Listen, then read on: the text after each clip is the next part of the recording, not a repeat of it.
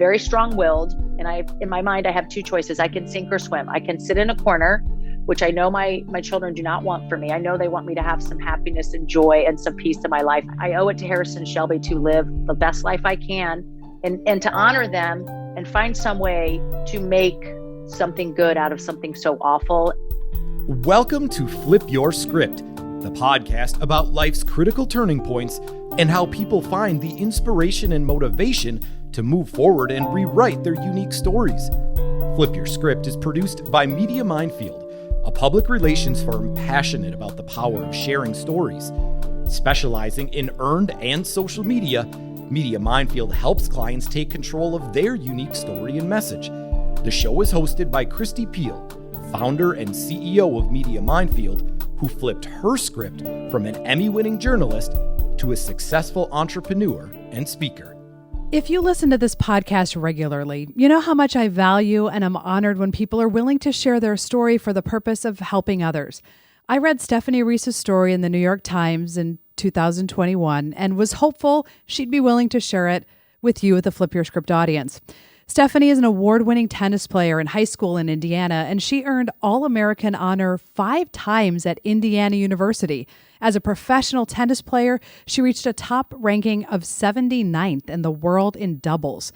In 2002, she was inducted into the Indiana Hall of Fame. But it wasn't tennis that landed Stephanie's story on a full page in the New York Times. It was how she's overcome since her ex-husband murdered her 2 children in 2018. Stephanie, welcome to the podcast. Thank you. Thank you for having me on. I want you to tell me about your kids because I think it's really important that their memory and who they are and who they were is at the forefront of our conversation. Yeah. Harrison was 15, and he was about 6'4" when he passed away. He was left-handed, as I am, and that was a big source of pride for me on the tennis court to watch him play and have the big lefty serve. And he was still sort of coming into his own and sort of a bit of a late bloomer in tennis. Decided to take up rugby at the end of his freshman year in high school, and I thought only my son would try something new that he knew nothing about. And a lot of that was a social thing, that he had a lot of friends. He was a very social kid, friendly to everybody in the hallways. He was pretty much of a silly kid. As he matured a little bit, he sort of became a teenager in a man's body because of his physique. And he was also known to give grown men hugs. He gave my brother-in-law hugs and was over there frequently for dinner while I was working late teaching, and was an avid reader when he was younger. Always had his head in a book when I was driving him to and from tennis. He was very smart, but struggled a little bit at the beginning of high school. And I think the social part really played into that. And again, just, changing with boys through middle school into high school was a big transition period for him. Big into fishing. His fishing was something he was very passionate about. And I think he felt a sense of peace there. Obviously, there was some turmoil at home, whether I knew he knew it or whether he was aware of it. I think he sensed it, but he loved to fish. And he actually started fishing these tournaments like in Indiana in the summer, last couple summers before he passed away. And at one point, he had said he wanted to go to Clemson, and I'm thinking, okay, is there a fishing tournament team there at the university? I didn't know, but he did had a renewed interest in tennis the last year or so before he passed away. He was everybody's friend. I got notes from kids that said he made my day no matter what, and that's actually a lot of how I am. I'm very good with the memory, and if someone tells me something and I ask them a few weeks later, they're like, "Oh, I can't believe you remember that." And I said, "That's just how I am. I'm a people person," and Harrison was a lot that way. And he was very, very, he was more sensitive kid than people realized. He had a real sensitive side to him. And I saw a lot of that. And we had gotten a lot closer the last 10 months of his life. And I'm super thankful for that. I look back and see a lot of things that sort of unfolded. But he was a great kid, a lot of fun, silly, loved to play pranks, would sneak up on my mom and make her scared out of her mind. And they would all take videos of this, as you know, in this day of age. Shelby was a very shy, reserved when she was younger. She was 13 when she passed away. Big time, loved to do videos, Musical.lys, whatever they call it now. I forget. TikToks. Yeah. And she had played a lot of soccer, and it was soccer and tennis for a while for her. And then she decided she wanted to just pursue tennis for a while. they were both in the same situation. The last year and a half before they passed away, they were both back into tennis and, striving to play more competitive. She had played number one on the middle school team in 7th grade and loved it and just had a great temperament on the court. She was a great sport, and a lot of the girls looked up to her on her team. And the hashtags that came about that the kids in the community made up after they passed away was Live Like Shelby and Love Like Harrison. And I think they were really fitting of them. Shelby didn't care what people thought about her. She was happy to wear the Converse or the Crocs with the little giblet thingies they add on them. And a lot of the kids afterwards, if they didn't own them, they went and bought Crocs. She was one of those kids that would do anything like to entertain you. She wasn't like that so much when she was younger, but she really sort of came into her own.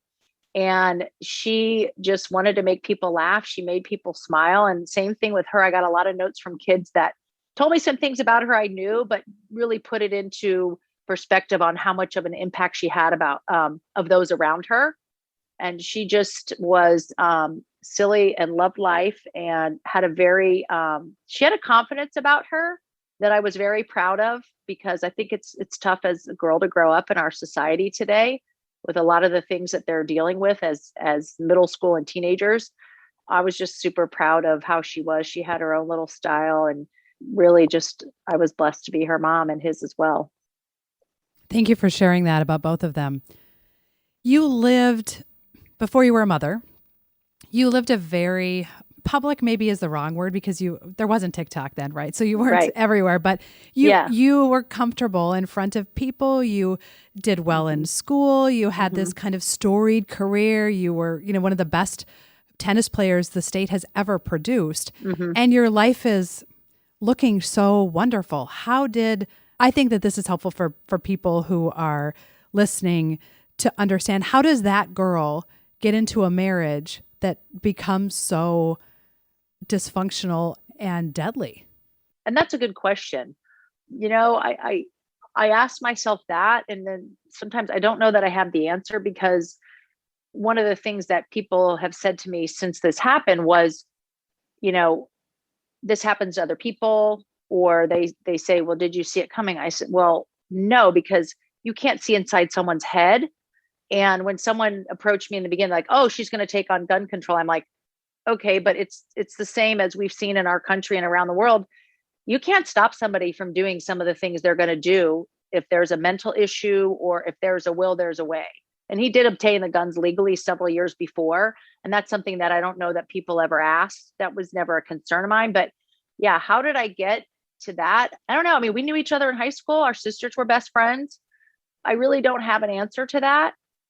I was very tough. I'm a survivor, but I lived in survival mode, which is how I made it last as long as I did. I don't really even know if I have an answer for that, because I think about myself. I'm still trying to wrap my head around it. And I think I always sort of will, because when you're a sane thinker and you're trying to wrap your head around something so insane, you sort of pinch yourself and say, this really happened to me. It's kind of like, what are the chances that this happened to me? And when I have friends that say, I don't know how I could live or how I could survive, I say, I don't know how I'm doing it, other than I think my brain in a way protects me, because it's too much to handle, that there's times where I know I compartmentalize, not maybe consciously, just like the day when I was at the house, I knew not to go in the house. My brain was protecting me. There was something about it. So I don't know if that really answers the question, but that's a really tough one.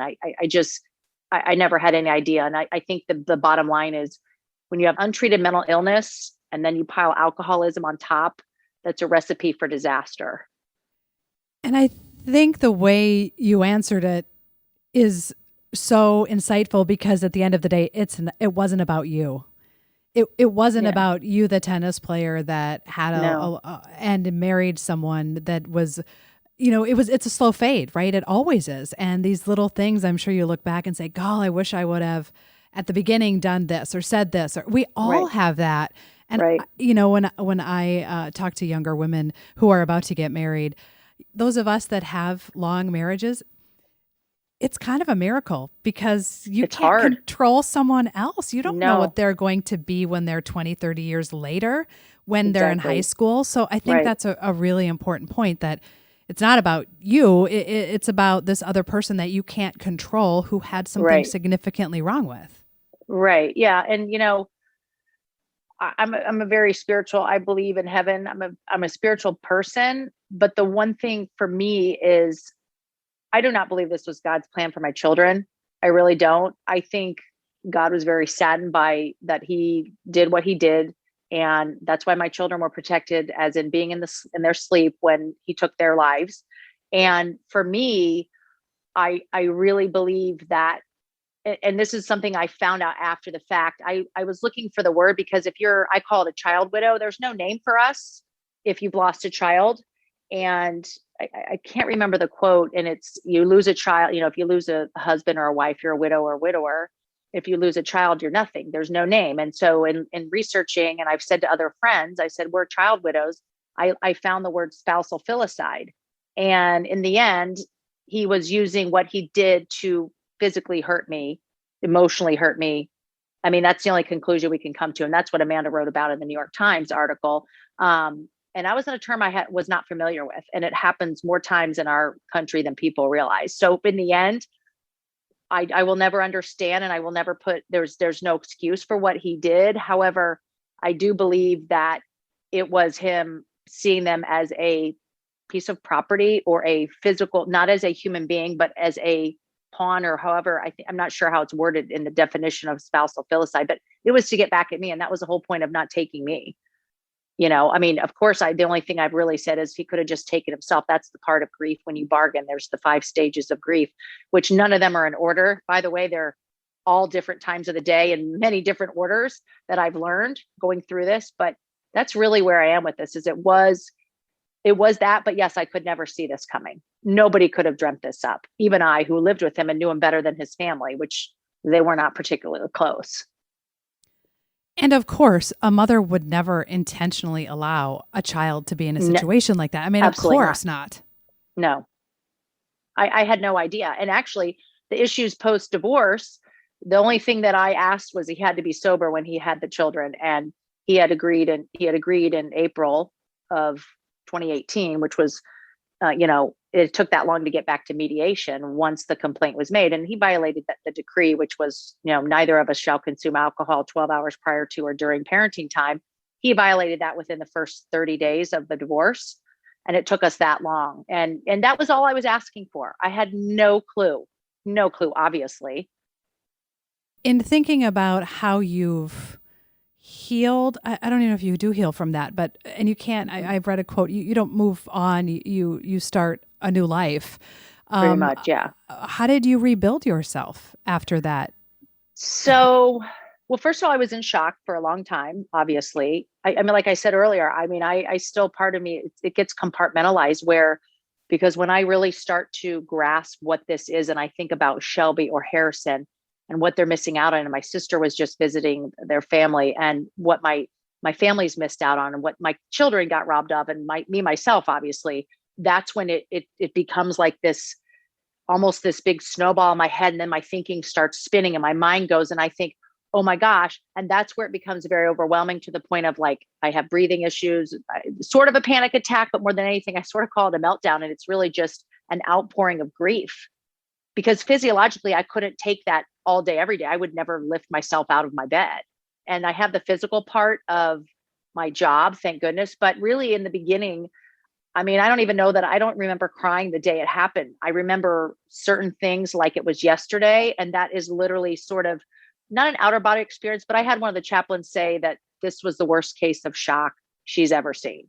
I mean, I was very detached. If I went back and saw the police video, which I obviously don't ever want to watch, but I had to go in for an interview, and I can't even imagine. I remember being very cold and shaking, but my brain is some way protecting me because of the shock. And that's really probably how I somehow was able to get up and move. And I think part of it is I'm a fighter. I've been an athlete my whole life. That's probably one of the key threads of my existence now. And because I basically have to relearn to live. I use the example, the GPS was telling me to go one way. And now all of a sudden it's like, no, you're going East Coast now, you were going to California now, and I didn't fit in the life that I still was trying to live in Zionsville, which was part of why I decided to move. This was my happy place anyway in New York. But part of it is the shock. And like I said, the enormity of what happened, we're never going to wrap our head around it. Those of us that knew and loved Harrison and Shelby. And I don't really have an answer other than I'm very strong-willed.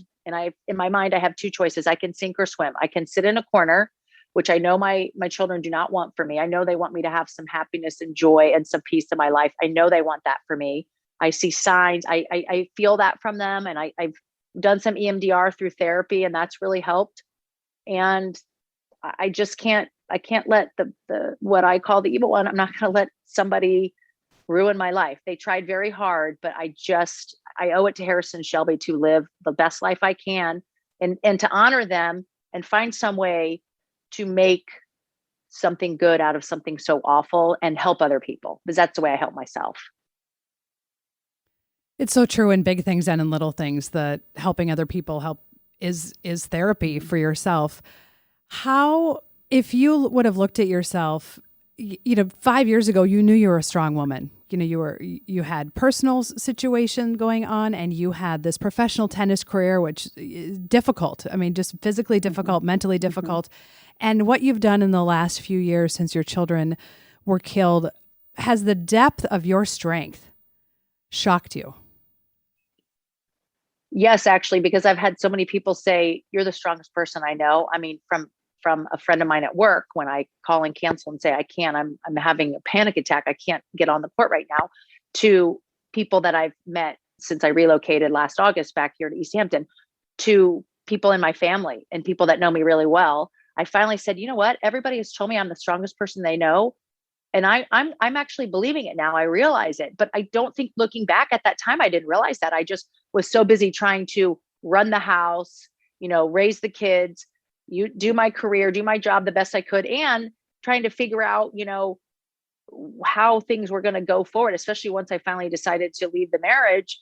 I knew it was going to be a struggle. I knew what I was signing up for, but I finally said, I just can't do it anymore. So I do think now I understand how strong I am, but a lot of that it's just an inner strength. And I think that a lot of that comes from my tennis and growing up the third in the family. And, I was not the best, most gifted athlete. I worked very hard. And so I think, this is this is the biggest fight of my life. And I'm literally down 5-1 in the third set, fighting every single point. And I equate it to that. And it's really helped me. The strength that you and the mental toughness that you learn in as an athlete, an elite athlete, so many people think that that's God-given. And I think it's really interesting that you're talking about it as something that you developed and a mindset that you intentionally worked on. And that's where you became the pinnacle of your tennis career. It wasn't because you were some kind of child prodigy. I was not. Like when I was growing up, a lot of the girls I played with when I was 11, 12, 13, I would lose to them. But by the time I was 16, I never lost a set to them again. And, I had a good game. But what it was is some of them had older siblings that played. So they obviously started younger. I did swim team and tennis, and I played a little bit of softball. But, I was doing the regular childhood summer stuff, swim team and going to summer camp. 2 summers I went to sleepaway camp, which I still think is some of the best time of my life. Because in East Coast, a lot of the kids go to sleepaway, and I'm like, oh, it's the best time. And so for me, I've always known that I got to where I got to in tennis because I was a hard worker. I had a very good work ethic. I learned that from both my mother and father. I was surrounded by hard workers. My coaches were hard workers. They did everything they could to help me if I showed that I wanted to. So a lot of that was I had to be a hard worker because I wasn't the most gifted athlete. Everything didn't come naturally. I have, you can teach certain things. You can't teach hand-eye coordination, not really. And for me, I always say I had the mind and I had the heart, and that was what helped me. And I think, again, that's helping me survive today. What does being strong now look like for you? Part of that is their memory, feeling like I want to honor them. Number one, I feel like I want to live like Shelby. I want to worry about, I think I'm trying to be more sensitive about what other people, how they feel, how I say something, how it comes across, be more self-aware. And then, love like Harrison, love others, because in the end, people is what has helped me. Loving people, being around people is what has saved me. I'm not an introvert by nature.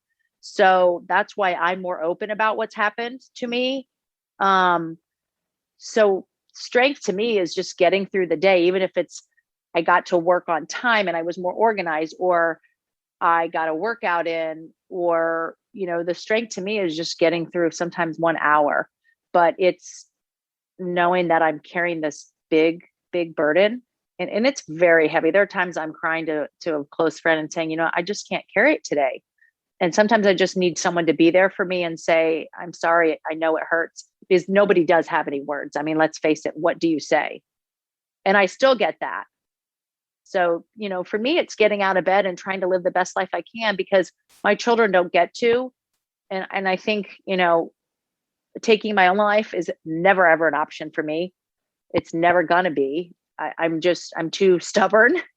But strength is just really getting through a day. And in the end, that's like a win, or that is a success. It's a small victory, I guess, because I can't look at anybody on this side of what happened to Harrison Shelby as anything as a win, other than me trying to honor them and us figuring out a way to help others, like what the foundation will do with the scholarship and all of that. It's so interesting to me that you talk about how what you've done physically has helped you mentally, that proved to you that you can do difficult things. And what you're doing now is unlike any, I mean, like you said, there aren't words for what you're doing now. And that New York Times article talked about how you do cold water swimming.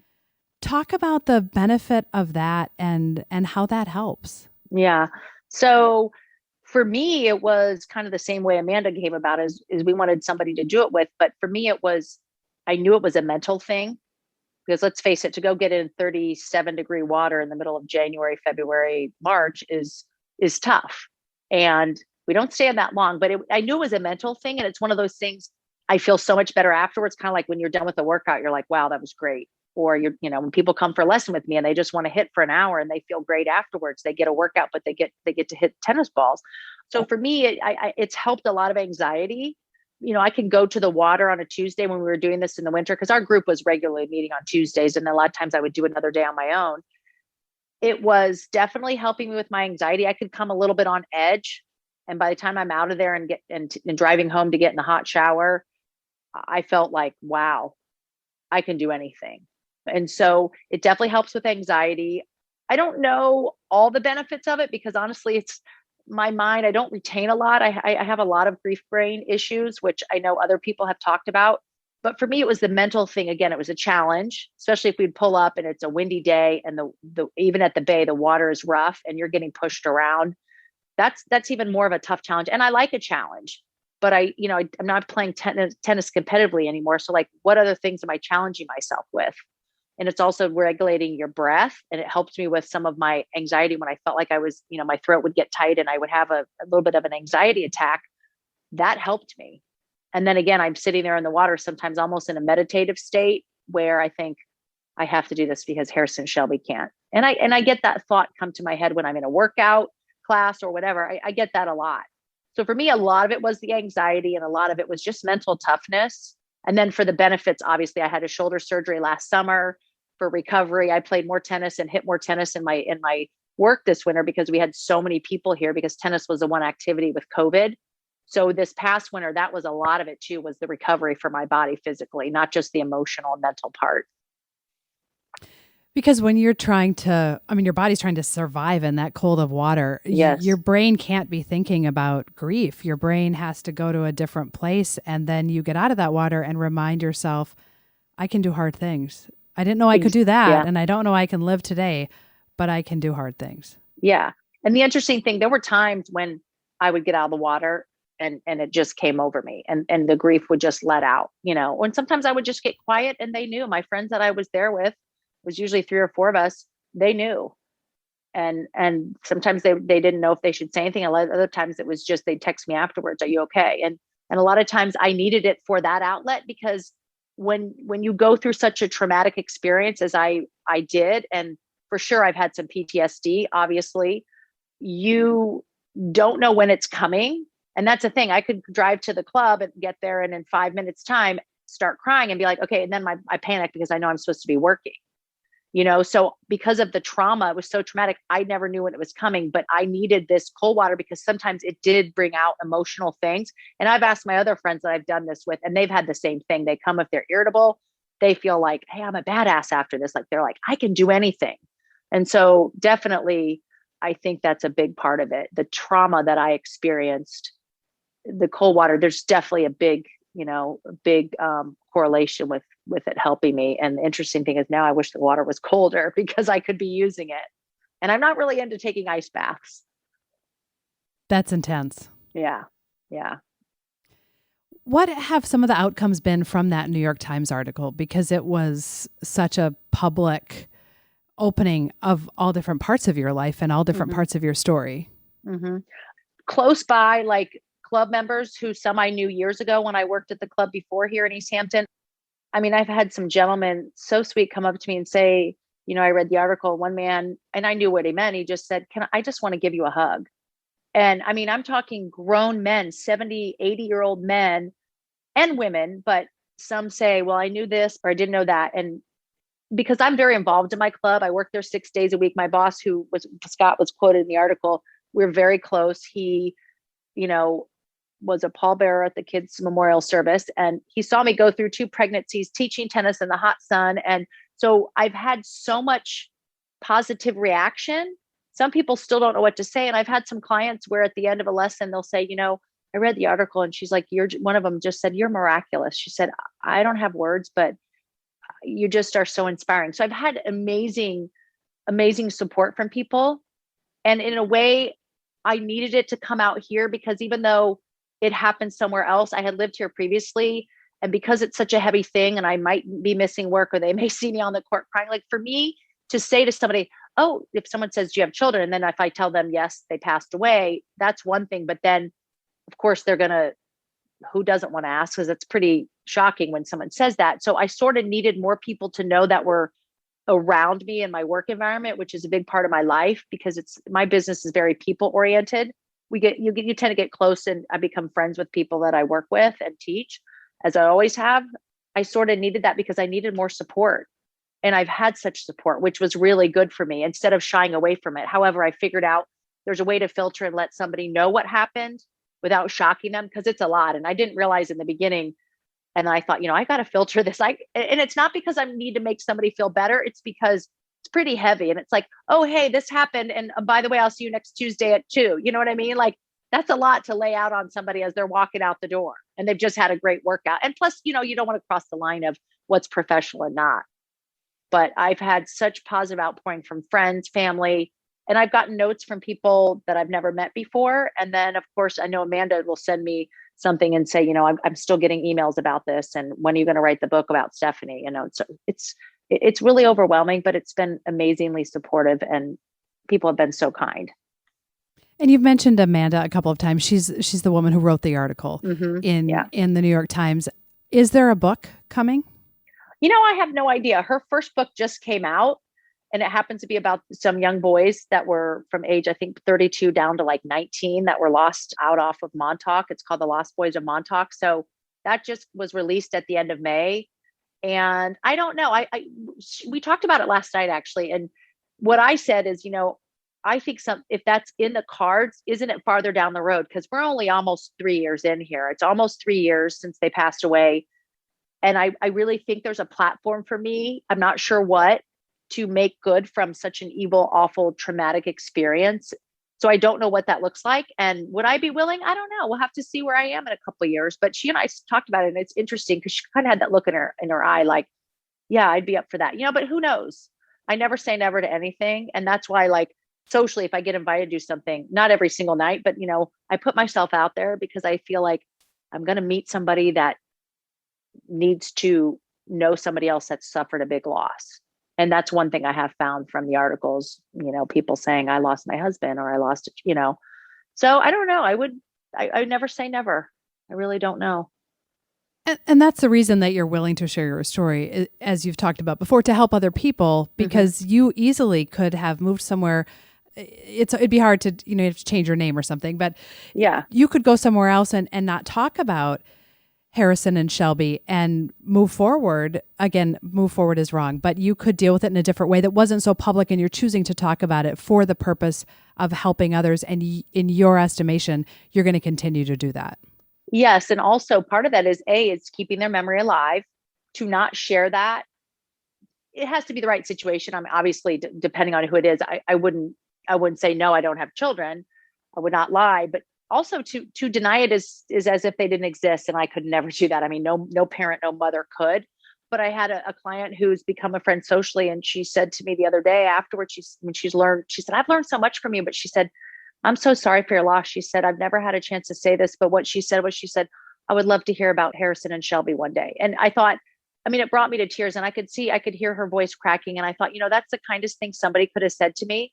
And they have no idea that could have made or broken my day. And most of the time it makes my day, because for someone else to acknowledge it, they're basically acknowledging my pain and my loss. And that's what I've learned. I mean, obviously I'm learning a lot in therapy. I learned a lot about myself, and I'm reading some grief books and then talking to other people. You learn our society is very grief averse. And that's one thing I realized going through this. And even now I notice it, even sometimes when I am not sure what to say to somebody else, I'm thinking, wait a minute, you know what to say because you've been there. You're walking in those shoes. It's who I am. I just know that I have to keep pushing forward, and I take it with me, and they will always be with me. And they're a big purpose of everything I'm going to do in the future. And I don't know what that is exactly, but for sure, I have to keep the memory alive of them and their legacy. You talked earlier about being a spiritual person, and I totally agree with you that, God didn't want this for your children. There's evil in the world, and a horribly evil thing happened to them. Do you think that God prepared you 20, 30 years before this happened with that mental toughness and that strength? Do you think that was part of he knew this was coming someday and that was part of it? Or do you feel like, no, because of that, I was able to wake up every day and find purpose and find an opportunity to keep the memory alive? That's a good question. I haven't looked at it quite like that. Was he preparing me? Maybe so, maybe not specifically for this, but there's adversity when you are not the best athlete, but yet you want to pursue something at such a high level. That's adversity right there. And so, that's a good question.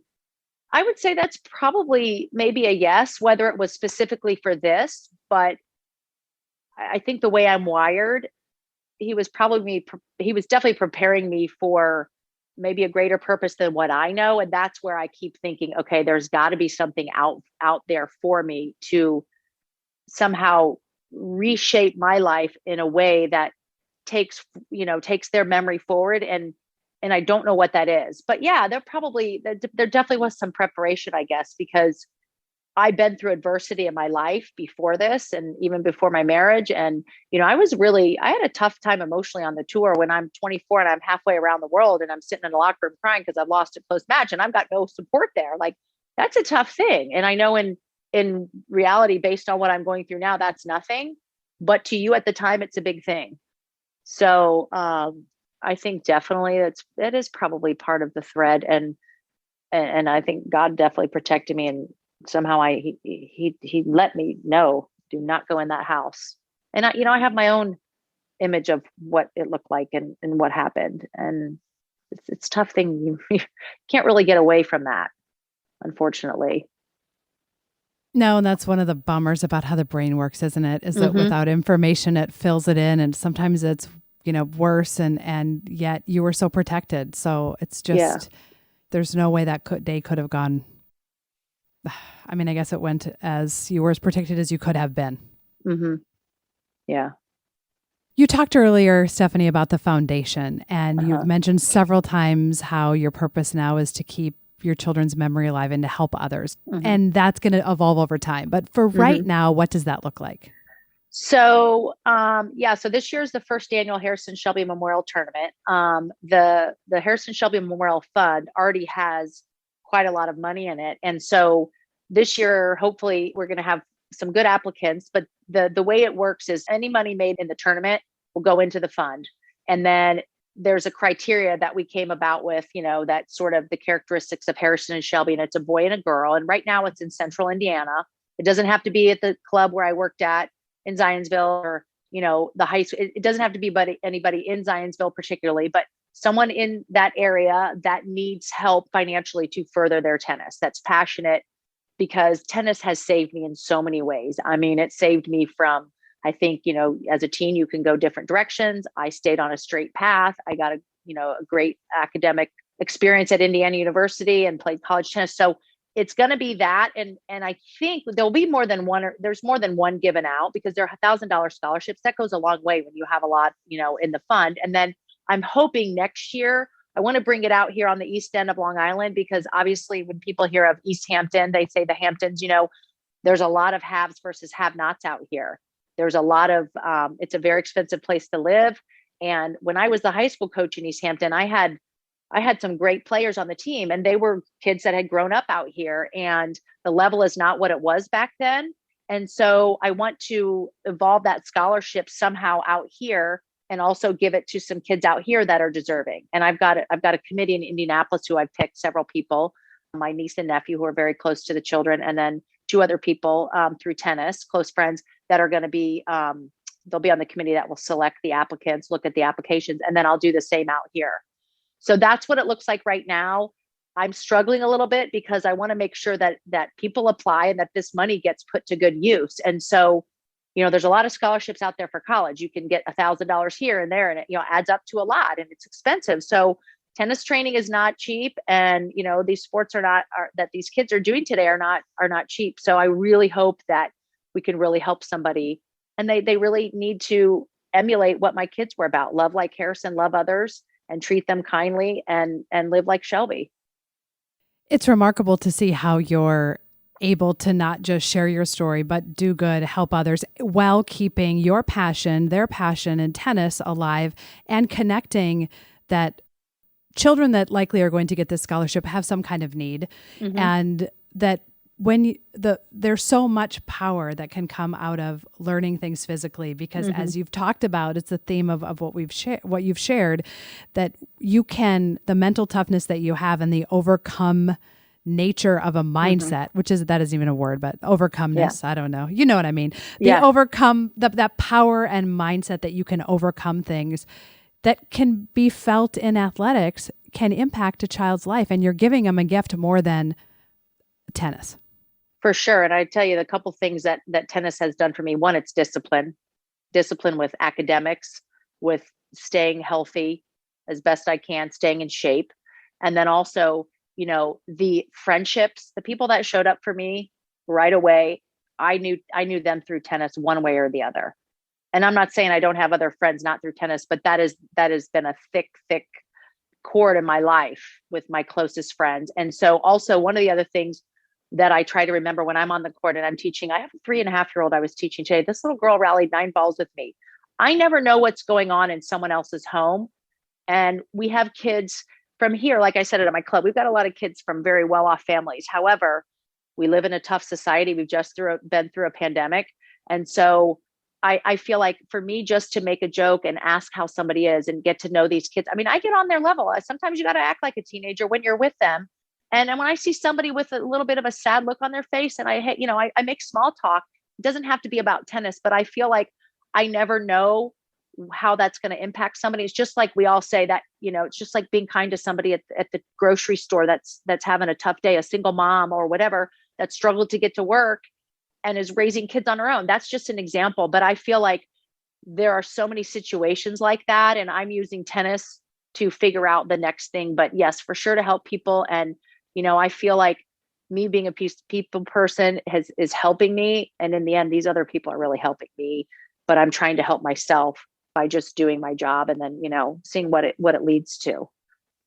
Thank you so much for talking so candidly about your children and the struggle and the path that you're on now as you keep their memory and legacy alive, and your passion and mission to help other people. I want to end the podcast like I do with everyone and ask, is there a quote or something that has motivated you as you've had to make the most remarkable and difficult type of flip your script? This was something actually that I sort of had come upon through one of my favorite tennis players. And it was actually before Harrison Shelby passed away, but it was something that I think kind of ties in with what everybody wrote about them and what a lot of the kids around them said. And it was a Roger Federer quote.